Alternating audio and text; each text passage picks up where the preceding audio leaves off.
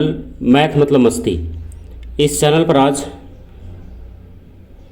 गणित का एक चैप्टर जो रेलगाड़ी टॉपिक से लिया गया है उस टॉपिक को आज हम लोग कंप्लीट करेंगे। तो यह टॉपिक जो है रेलगाड़ी का, यह सभी परीक्षाओं के लिए जो कंपटीशन लेवल का होगा उस सारे परीक्षाओं के लिए समान रूप से उपयोगी है। और इसमें हम लोग कॉन्सेप्ट के साथ साथ ट्रिक को भी देखेंगे। तो आप किसी भी परीक्षा की तैयारी कर रहे हैं, या तो फिर जैसा आप क्षमता परीक्षा की तैयारी कर रहे हो, या तो फिर बिहार एसएससी की तैयारी कर रहे हो, या एएलपी की तैयारी कर रहे हो, यानी कोई भी एग्ज़ाम जो कंपटीशन लेवल का होगा उन सारे परीक्षाओं के लिए रेल का चैप्टर जो है समान रूप से उपयोगी है, क्योंकि इससे परीक्षा में 1 से 2 प्रश्न हमेशा देखे जाते हैं। तो आप इस वीडियो को थोड़ा ध्यान से देखिएगा, क्योंकि इसमें हम लोग कॉन्सेप्ट के साथ साथ कुछ ट्रिक को भी समझेंगे ताकि काम इसमें यानी जो इसका सॉल्यूशन है आसानी पूर्वक किया जा सके। तो चलिए शुरू करते हैं आज का वीडियो हम लोग। और अगर आप इस चैनल पर नए हैं तो चैनल को सब्सक्राइब जरूर कीजिएगा, क्योंकि आपको लगातार इस चैनल पर गणित से रिलेटेड या तो फिर और किसी अन्य सब्जेक्ट से रिलेटेड वीडियो हमेशा मिलता रहेगा। तो आप इस चैनल को सब्सक्राइब कर लीजिए और वीडियो को लाइक भी ज़रूर कीजिएगा, क्योंकि आपके लाइक से ही पता चलता है कि आपके लिए यह वीडियो जो है कितना उपयोगी हो रहा है। तो चलिए शुरू करते हैं हम लोग रेलगाड़ी चैप्टर। तो इस चैनल पर और कई चैप्टर का वीडियो लोड किया गया है, आप उन्हें भी जा करके इसके प्लेलिस्ट में देख सकते हैं। और रेलगाड़ी का स्पेशल चैप्टर जो है आज हम इसमें कंप्लीट कर रहे हैं। तो इसका 3 से 4 वीडियो में रेलगाड़ी का पूरा टॉपिक जो है उसको कंप्लीट करवाया जाएगा। तो आज के वीडियो में हम लोग थोड़ा कॉन्सेप्ट को भी समझेंगे और उसी कॉन्सेप्ट को यूज़ करके और आगे कई वीडियो को हम लोग कंप्लीट करेंगे। तो चलिए आप इससे लगातार जुड़े रहिएगा, तो आपको इसमें कोई परेशानी नहीं होगा। आप इसको बस क्वेश्चन देखते हैं, उसका आंसर आप समझ सकते हैं। चलिए देखते हैं हम लोग। तो रेलगाड़ी वाले चैप्टर में बस एक ही सूत्र का प्रयोग ज़्यादातर होता है, जिस सूत्र की हम चर्चा करते हैं। आप ये सूत्र बहुत पहले से ही जानते होंगे, दूरी बराबर चाल और इनटू में समय। यही फार्मूला एक है जो इसमें यूज होगा, दूरी बराबर चाल गुना समय। देखिए, और जैसा कि आपको पता होगा कि यहाँ पर से 2-3 फार्मूला और निकल सकता है, जैसे चाल बराबर दूरी बटा समय या समय बराबर दूरी बटा चाल। तो आप उस तरह से लिखिए, या तो फिर इसी को डायरेक्ट लिखिए, आपको सब इसमें एक साथ निकल जाएगा। ये तो हो गया दूरी बराबर चाल गुना समय। और इसमें थोड़ा सा और समझा जाए, जैसे अगर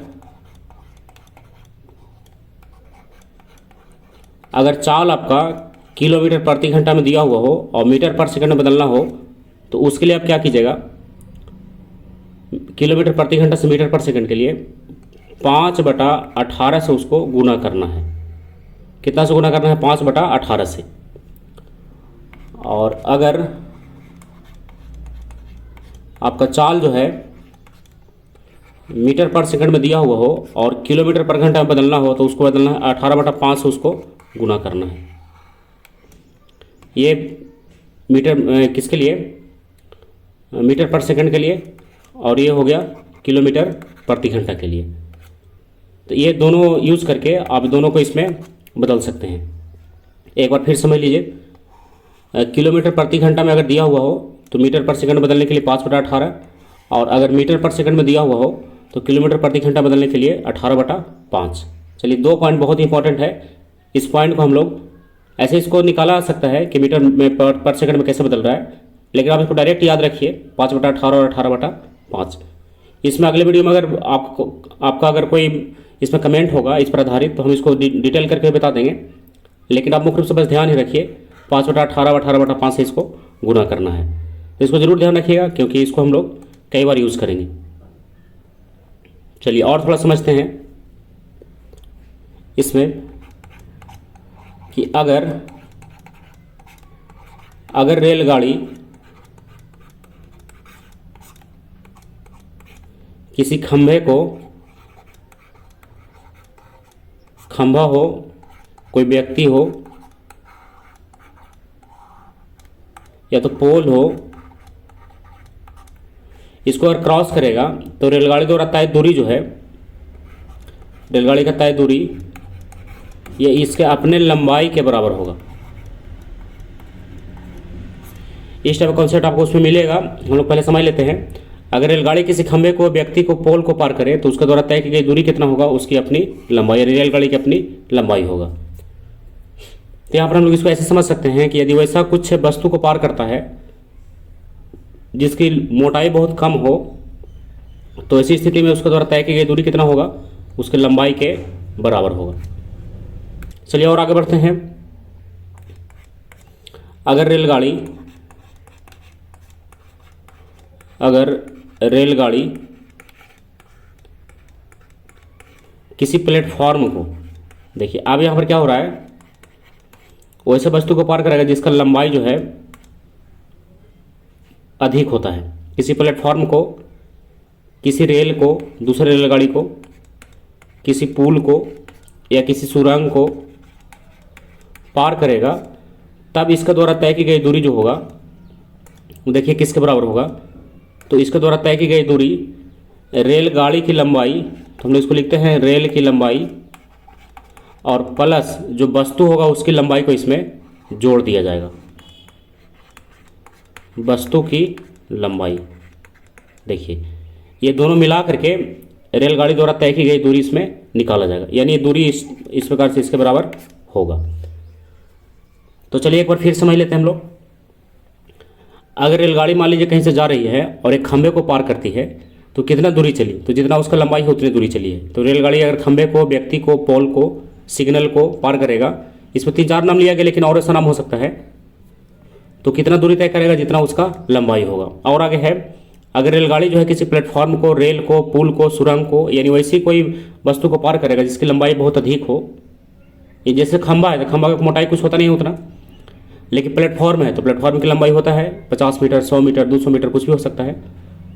तो ऐसी स्थिति में अगर पार करेगा तो उसके द्वारा तय दूरी जो है रेलगाड़ी की लंबाई और वस्तु की लंबाई के बराबर होगा, यानी दोनों का योग करके आपको तय दूरी उसमें निकालना होगा।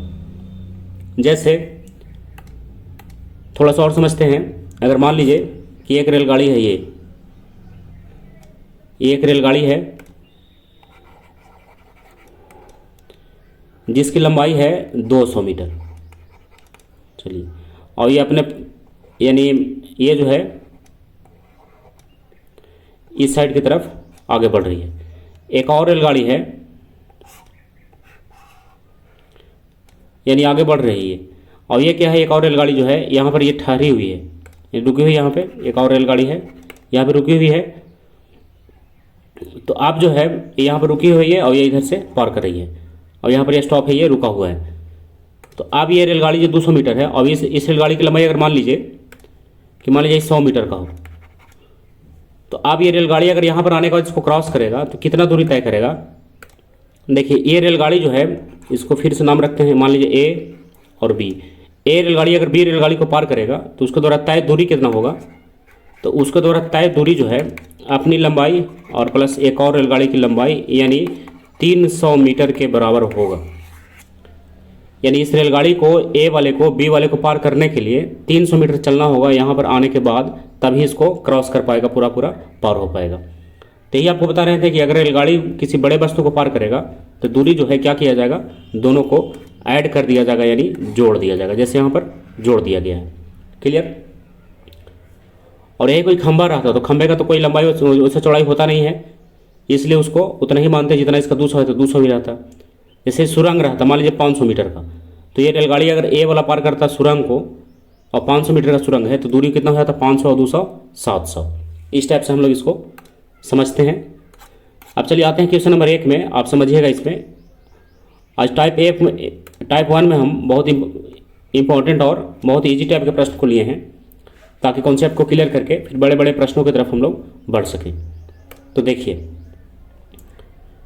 कार 72 किलोमीटर प्रति घंटे की रफ्तार से जा रही 60 मीटर लंबी रेलगाड़ी एक खंभे को कितने देर में पार करेगी। देखिए खंभे को पार कर रहा है तो दूरी कितना होगा रेलगाड़ी की लंबाई, तो रेलगाड़ी की लंबाई कितना है 60 मीटर और चाल कितना है 72 किलोमीटर प्रति घंटा। और क्या निकालना है इसमें, कितने देर में, मतलब समय निकालना है। तो देखिए, तो बस इसमें आप दूरी निकालिए, एक बार लिख लेते हैं ताकि आपको भी स्पष्ट हो जाए। तो दूरी कितना चलेगा, जितना रेलगाड़ी की लंबाई है, चलिए 60 मीटर, और इसमें चाल इसका कितना दिया है, चाल दिया है 72 किलोमीटर प्रति घंटा। तो हम लोग क्या करेंगे, पहले 72 किलोमीटर प्रति घंटा को मीटर पर सेकंड में बदलेंगे। तो मीटर पर सेकंड में बदलने के लिए 5/18 से गुना होगा। आपको भी तुरंत बताए थे, ये कहे कि ये मीटर में है और किलोमीटर प्रति घंटा में है, तो दोनों एक साथ नहीं है। तो 18 चौका 72, तो कितना हो गया 5 चौका 20 मीटर पर सेकंड। अब देखिए दोनों जो है एक रेशियो बदल गया है, 20 मीटर पर सेकंड और 60 मीटर हो गया। अब आप दूरी का फॉर्मूला लगाइए। दूरी बराबर क्या फॉर्मूला हुआ, चाल और इंटू में समय। तो चलिए दूरी कितना हो गया, दूरी हो गया 60 मीटर, चाल कितना हो गया 20 मीटर पर सेकंड और समय निकालना है। तो समय को आप कुछ लिख लीजिए, तो फिर टी लिख दीजिए। और ये 20 दिया 60, यानी कितना आ गया 3, और ये टी बराबर हो गया 3 सेकंड। कितना हो गया 3 सेकंड, टी का मान आ गया 3 सेकंड। तो क्लियर हो गया। बस इतना लिखने क्रम में भले ही हम बनाए हैं, लेकिन अगर आप एग्जाम में बनाते हैं तो बस आप समझने के बाद ये 60 बराबर 20 गुना टी लिखिए, बस क्लियर हो गया। 20 दिया 60 यानी 3 सेकंड, यानी दूरी बराबर चाल गुना समय। चलिए आप इसको समझ गए होंगे। आते हैं हम लोग क्वेश्चन नंबर 2 में। अब देखिए दूसरा प्रश्न क्या है, कह रहा है 350 मीटर लंबी रेलगाड़ी 54 किलोमीटर प्रति घंटा की चाल से 250 मीटर लंबी गुफा को कितने देर में पार करेगी। मतलब फिर से क्या निकालना है, कितना देर यानी समय निकालना है। तो आप दो चीज़ यहाँ पर पकड़ लीजिए, एक दूरी लिख लीजिए और एक चाल लिख लीजिए, तो समय निकल जाएगा। तो चलिए दूरी पहले, तो रेलगाड़ी पार करता है किसको, गुफा को, तो दूरी कितना होगा, दोनों को जोड़ दिया जाएगा। अभी तुरंत हम लोग बात किए हैं इसमें, 350 और प्लस 250 कितना हो जाएगा 500 यानी 600 मीटर। ये हो गया इसका दूरी। और चाल कितना है, चाल है इसका 54 किलोमीटर प्रति घंटा। तो आपको फिर दिख रहा होगा कि मीटर पर सेकंड बदलना होगा। तो 54 गुने 5/18, 18 तिया 54, 5 तिरिके 15 मीटर पर सेकंड हो गया। आप सूत्र लगाइए, दूरी बराबर चाल गुने समय। तो सूत्र लिखने की आवश्यकता नहीं है, लेकिन हम एक दो बार लिख दे रहे हैं, दूरी बराबर चाल गुना समय। तो दूरी कितना हो गया, दूरी तो हो गया 600, चलिए 600, चाल कितना हो गया 15, और समय निकालना है तो समय को चलिए टी लिख दिए। अब देख रहे होंगे यहाँ पर छोटा हो जा रहा है, 15 चौका 60 यानी 40। तो समय कितना निकल गया, टी बराबर 40 सेकेंड। टी कितना निकल गया 40 सेकेंड। यही आपका आंसर है। बस आप बनाने के क्रम में बस इसी को लिखिए, यहाँ से यहाँ तक जो लिखा गया है इतना ही आपके लिए काफ़ी है। ये तो बस गुना करके आप यहाँ पर निकाल सकते हैं, इसको डायरेक्ट जोड़ के रखा आ सकता है, 350 और 250 यानी 600। चलिए ये हो गया क्वेश्चन नंबर 2। अब आते हैं क्वेश्चन नंबर 3 की तरफ। देखिए तीसरा क्या है, 100 मीटर लंबी रेलगाड़ी, तो रेलगाड़ी की लंबाई हो गई 100 मीटर, 30 किलोमीटर प्रति घंटा की चाल से जाते हुए एक व्यक्ति को कितने देर में पार करेगी। यानी फिर से टाइम ही निकालना है, लेकिन पार कर रहा है एक व्यक्ति को। तो आप यहाँ पर आप क्या कीजिए, देखिए फिर से जब समय निकालना हो तो आप दूरी और चाल को यहाँ पर निकाल लीजिए, कहीं कि दूरी बराबर चाल गुने समय होता है। तो एक दूरी रहेगा चाल रहेगा तो समय आपका निकल जाएगा।